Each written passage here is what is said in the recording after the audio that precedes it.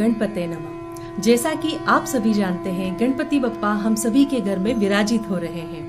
तो गणेश जी और गणेश उत्सव से जुड़े हुए कुछ ऐसे सवाल हैं जो कि आपके और हमारे मन में जिज्ञासा का विषय हमेशा बने रहे हैं। तो इन जिज्ञासाओं को दूर करने के लिए आज हमारे बीच मौजूद है भारत के जाने माने एस्ट्रोलॉजर और माइथोलॉजिकल एक्सपर्ट आचार्य डॉक्टर भूपेंद्र शर्मा जी।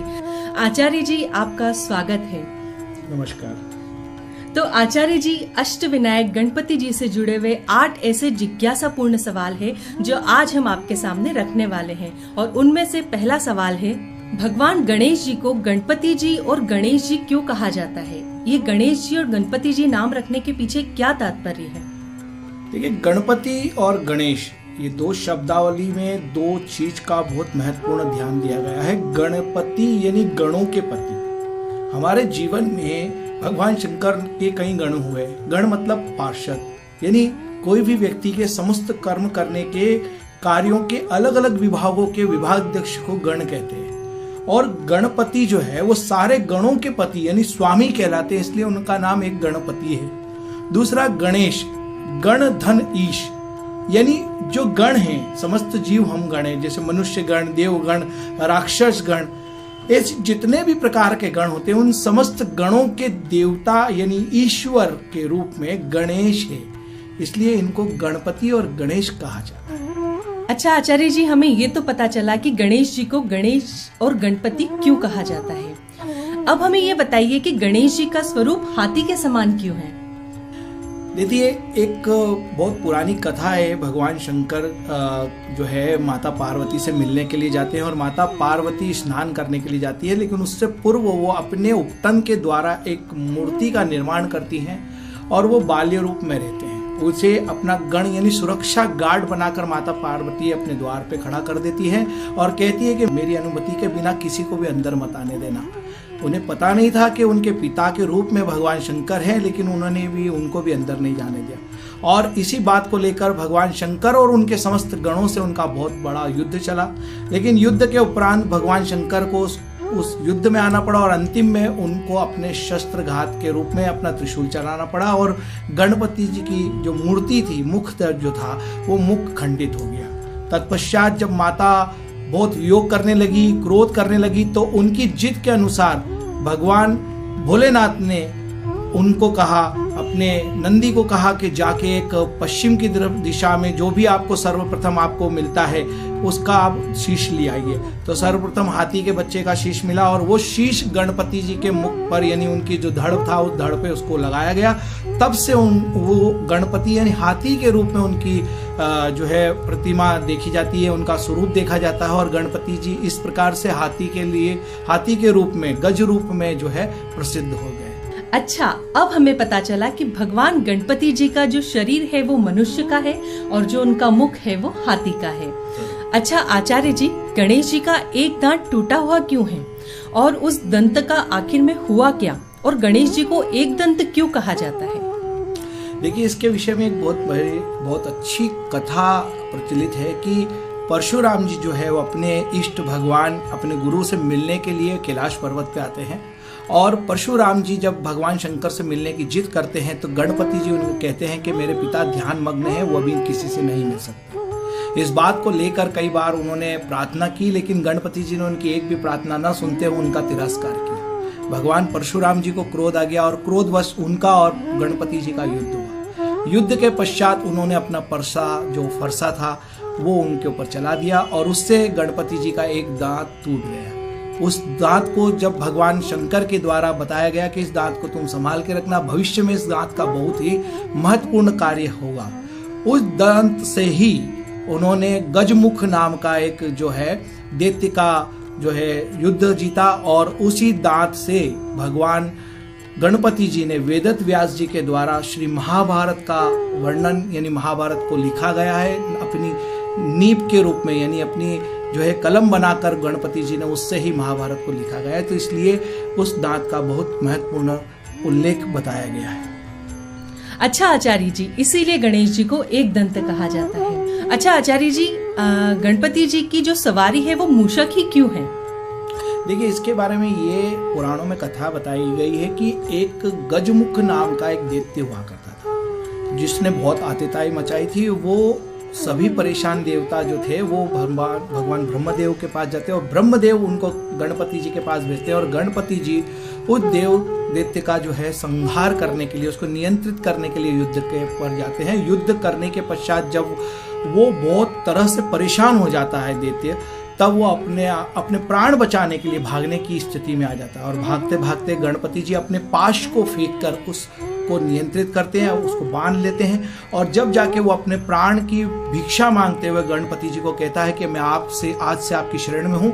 इसलिए गणपति जी ने अपना वाहन के रूप में उस दैत्य को मूषक बनाकर अपने वाहन के रूप में उसका उपयोग किया है। ऐसे करके मूषक जो है गणपति जी का जब से वाहन बन चुका है। अच्छा, तो अब आचार्य जी ये बताइए कि गणेश जी के परिवार में कौन कौन है? गणपति जी का जो परिवार है, भगवान शंकर, माता और पिता माता पार्वती जो बताए गए हैं। गणपति जी की 2 पत्नियां हैं, रिद्धि और सिद्धि। ये अधिक से अधिक लोगों को जानकारी है, लेकिन कुछ लोगों को ये जानकारी नहीं कि गणपति जी की उसके अतिरिक्त भी 3 और पत्नियां थी, तुष्टि, पुष्टि और श्री कन्या। ये 3 पत्नियां भगवान गणपति जी की और अतिरिक्त 3 पत्नियां कहलाई है, लेकिन प्रमुख 2 पत्नियों का उल्लेख बताया गया है और वो 2 पत्नियां जो थी उनके द्वारा 2 पुत्र उत्पन्न हुए हैं जिन्हें शुभ और लाभ कहते हैं और उनके 2 पुत्र हुए हैं अमोद और प्रमोद। और गणपति जी की एक पुत्री भी थी जिसे हम संतोषी के रूप में मानते हैं और हमारे अवंतिका नगरी के अंदर गणपति जी संतोषी माता को अपनी गोद में बिठाकर पूरे भारत में केवल एकमात्र ऐसा मंदिर है जहां गणपति जी ने अपनी गोद में अपनी पुत्री संतोषी माता को अपनी गोद में बिठा रखा है। इस प्रकार से गणपति जी के जो है परिवार का विस्तार हुआ और गणपति जी अपने भक्तों पर प्रसन्न होते हैं और गणपति जी के जो परिवार के लोग हैं वो भी अपने भक्तों का पूरा ध्यान रखते हैं। गुरुजी, एक सवाल और जिज्ञासा का विषय बना हुआ है कि गणेश जी को तुलसी क्यों नहीं चढ़ती? देखिए, गणपति जी को तुलसी क्यों नहीं चढ़ती, क्योंकि एक बाल्य काल की घटना है गणपति जी के संदर्भ में कि तुलसी एक छोटी कन्या थी और भगवान गणपति जी भी एक छोटे बालक के रूप में थे और दोनों एक दूसरे को परेशान करते थे। गणपति जी ने निर्णय किया था कि मैं कभी शादी नहीं करूंगा और इस कारण से वो हमेशा देवताओं की विवाह नहीं होने देते थे, बार बार देवताओं के विवाहों को खराब करते थे। जब भी कहीं विवाह की स्थिति बनती थी वो कहीं ना कहीं अपने मूषक को लेकर उस विवाह को खराब करने के लिए पहुंच जाते थे। लेकिन एक बार कन्या के रूप में जब तुलसी जी ने उनको अपने विवाह के लिए प्रस्तावना रखी, तब गणपति जी ने अपना विरोध व्यक्त करते हुए उनका निरादर कर दिया। इस क्रोध के कारण जो तुलसिया जी थी, तुलसा जी ने गणपति जी को श्राप दे दिया कि जो आप विवाह करने के लिए भाग रहे हैं, जाओ मैं आपको श्राप देती हूँ कि आपकी 2 या 2 से भी अधिक पत्नियां होंगी। तो इसीलिए गणपति जी की बताते हैं कि मूलतः 2 पत्नियां तो है, लेकिन 5 पत्नियां, जो कि कई बार कुछ पुराणों में 5 पत्नियों का भी वर्णन आता है। ऐसे करके गणपति जी का विवाह हुआ और उस श्राप के बदले गणपति जी ने भी तुलसा जी को श्राप दिया कि जाओ तुम्हारा विवाह किसी पत्थर से हुआ है और इसी तरह से एक दैत्य से होगा और दैत्य के बाद पत्थर से होगा। तो पहले जलंधर से यानी एक दैत्य से हुआ और उसके बाद में एक पत्थर के रूप से एक कृष्ण भगवान शालिग्राम से विवाह हुआ। इस तरह से गणपति जी को तुलसी पसंद नहीं है और तुलसी का जो पत्र है वो भी गणपति जी को पूजन आदि या भोग आदि में नहीं चढ़ाया जाता। अच्छा आचार्य जी, अब आप हमें ये बताइए कि गणेश उत्सव क्यों मनाया जाता है? देखिए, गणपति जी का जो गणेश उत्सव है वो भाद्रपद शुक्ल पक्ष की चतुर्थी का वर्णन बताया गया है शास्त्रों में। इस दिन गणपति जी की उत्पत्ति हुई थी और गणपति जी की उत्पत्ति के उपरांत जो 10 दिन तक का जो कार्यक्रम चलता है ये घटनाक्रम से संबंधित है कि 10 दिनों में भगवान गणपति जी को पूर्ण अपना स्वरूप प्राप्त हुआ था और इसी कारण से हमारे जीवन में गणपति उत्सव मनाया जाता है और 10 दिन तक हम गणपति जी के अलग अलग रूपों को हम पूछते हैं और गणपति जी के अलग अलग विषयों के द्वारा, अलग अलग वस्तुओं के द्वारा गणपति जी की हम सेवा करते हैं और गणपति जी को प्रसन्न करने की कोशिश करते हैं। अष्टविनायक के रूप में जो गणपति जी हमारे बताए गए हैं, उन पंचमुखी गणपति और अष्टविनायक गणपति, इन सारे गणपति को हम 8-10 दिनों तक पूजन करते हैं। इसके अतिरिक्त रिद्धि सिद्धि और लाभ शुभ के रूप में इन 2 दिन अतिरिक्त तो गणपति जी के साथ देते हैं। इस मिला के टोटल 10 दिन होते हैं।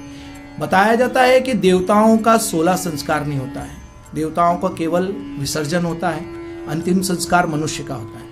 तो देवताओं का जो विसर्जन होता है उसलिए आखिरी 10वें दिन गणपति जी का जल में विसर्जन होता है और जल के माध्यम से देवता अपने अपने लोक पर विगत करते हैं, अपने लोक पे गमन करते हैं और इस तरह से हमारी 10 दिन की भक्ति भगवान गणपति जी स्वीकार करके हमें आशीर्वाद प्रदान करते हैं और हमारे घर में धन धान्य ऐश्वर्य आदि का आशीर्वाद हमें प्राप्त होता है और फिर हमारा पूरा साल अच्छे से सुखमय बीतता है। नमो नारायण। अच्छा आचार्य जी, अब अंत में आप हमें इतना और बता दीजिए कि गणेश जी को क्या क्या अर्पण करना चाहिए जिससे वे प्रसन्न हो। देखिए, यूं तो गणपति जी इतने अच्छे भगवान हैं जो जल्द से जल्द प्रसन्न होते हैं। यानी भगवान शंकर का जो भोलापन है वो गणपति जी में बिल्कुल रूप से व्याप्त है और गणपति जी अपने भक्तों पर बहुत जल्दी प्रसन्न होने वाले देवता माने जाते हैं। गणपति जी को कुछ खास आवश्यकताएं या कुछ खास अपेक्षाएं नहीं रहती। गणपति जी जो है विशेष रूप से अपने भक्तों के प्रेम से प्रसन्न होते हैं, लेकिन कुछ चीज ऐसी होती है जो देवताओं को विशेष प्रिय होती है। ऐसे गणपति जी को 5 प्रिय वस्तु हैं। सबसे पहले तो मोदक अगर आप भोग लगाएंगे तो गणपति जल्दी प्रसन्न होंगे। दूसरे केले, अगर केले का भोग लगता है तो गणपति जी बहुत जल्दी प्रसन्न होकर आपको आशीर्वाद प्रदान करेंगे। तीसरा कनेर के फूल या शमी के फूल, गणपति जी को कनेर के फूल और शमी के फूल चढ़ाने के बाद गणपति जी बहुत प्रसन्न होते हैं। और चौथा, गणपति जी को अपने जीवन में दुर्वा यानी खाना पचाने के लिए दुर्वा बहुत महत्वपूर्ण बताई गई। गणपति जी को जब दुर्वा अर्पण करते हैं तो गणपति जी बहुत जल्दी इंसान के जीवन में अच्छे सुख और स्वास्थ्य की कामना आशीर्वाद प्रदान करते हैं और इंसान अच्छा सुख भोगता है। और इसके अतिरिक्त गणपति जी के जीवन में लाल प्रकार के वस्त्र, लाल प्रकार की सामग्रियों का जब अपन गणपति जी को अर्पण करते हैं तो गणपति जी अपने जीवन में अच्छा वैभवता ऐश्वर्यता आदि की प्राप्ति कराते हैं और हमारा जीवन सुखमय रिद्धि सिद्धि और लाभ शुभ के साथ बीतता है। नमो नारायण। गुरुजी, ये तो थे हमारे 8 प्रश्न जिनके जवाब आपने हमें दिए और बड़े अच्छे से हम सभी को समझाया। लेकिन और भी मैं चाहती हूँ कि आपके मन में कुछ ऐसी बातें हैं जो आप हमारे दर्शकों के सामने रखना चाहते हैं। देखिए, गणपति जी का जो पूजन का समय काल होता है वो पूर्व सूर्योदय के समय से लेकर रात्रि सूर्यास्त के पूर्व होना चाहिए। हमारे घर परिवार में शुद्धता और पवित्रता का पूरा ध्यान करना चाहिए। हम जो भोजन बनाते हैं उसकी पवित्रता का पूरा ध्यान रहना चाहिए, क्योंकि भगवान सर्वज्ञ गणपति जी स्वास्थ्य मतलब एक प्रकार से देखा जाए तो बहुत ही सात्विक देवता हैं और सात्विक देवता के लिए हमें भी 10 दिन उनकी सेवा के रूप में पूर्ण रूप से सात्विक रहकर भगवान की सेवा करना चाहिए। लहसुन प्याज आदि इस प्रकार के बघार आदि चीज़ों का प्रयोग नहीं करना चाहिए। जितना हो सके हमारे घर में शुद्धता और ऐसे लोगों का आगमन हो जिनके मन में प्रसन्नता चित्त भावना हो, जिनके मन में कोई भी क्रूरता या किसी भी प्रकार की कुंठितता या किसी प्रकार का द्वेष ना हो, तब आपके घर में आए हुए गणपति जी आपको शुभ परिणाम की प्राप्ति कराते हैं। लेकिन कुछ ऐसी स्थिति एनर्जी कॉन्सेप्ट आपके घर में बन जाती है, निगेटिविटीयाँ बन जाती है, कुछ अशुद्धता बन जाती है और उन अशुद्धताओं के साथ ही अगर आप सोचें कि गणपति जी आपके घर में शुभता और श्रेष्ठता प्रदान करें तो ये संभव नहीं होता। इसलिए आपको पवित्रता का पूर्ण रूप से ध्यान रखना है और अपने घर में सात्विक स्थितियों का ध्यान रखना है।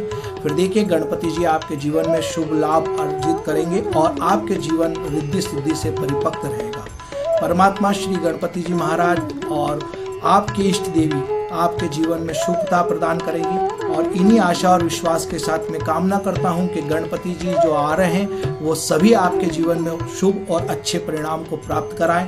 श्री गणपति जी महाराज की आपके पूरे परिवार को पूर्ण रूप से आशीर्वाद प्रदान हो, यही मेरी कामना है। इन्हीं कामनाओं के साथ मैं अपने वाणी को यहीं विराम देता हूं और मैं एक चीज जरूर कहना चाहता हूं अपने दर्शकों को कि जो भी आध्यात्म विषय हैं उन्हें बहुत अच्छे से और अच्छी तरीके से जांचना चाहिए, समझना चाहिए, क्योंकि हमारा जीवन सनातन से परे नहीं है। मनुष्य जीवन के लिए सनातन और धर्म को जानना बहुत ही खास आवश्यकता है। जिस तरह से हमारे भोजन की आवश्यकता है, ठीक उसी तरह से हमारे धर्म के बारे में जानकारियां भी हमारी आत्मा की भूख की तरह है और हमें उसकी भूख को भी पूरा करना चाहिए। इन आशा और विश्वास के साथ आप सभी को धन्यवाद व्यक्त करता हूँ। नमो नारायण। जय श्री राम। आज आचार्य डॉक्टर भूपेंद्र शर्मा जी से हमें कई सारे जिज्ञासा भरे प्रश्नों के उत्तर प्राप्त हुए और मैं धन्यवाद करना चाहूंगी आचार्य जी का। और इसी तरह के विषयों के साथ हम बार बार आप लोगों से सम्मुख होते रहेंगे। धन्यवाद।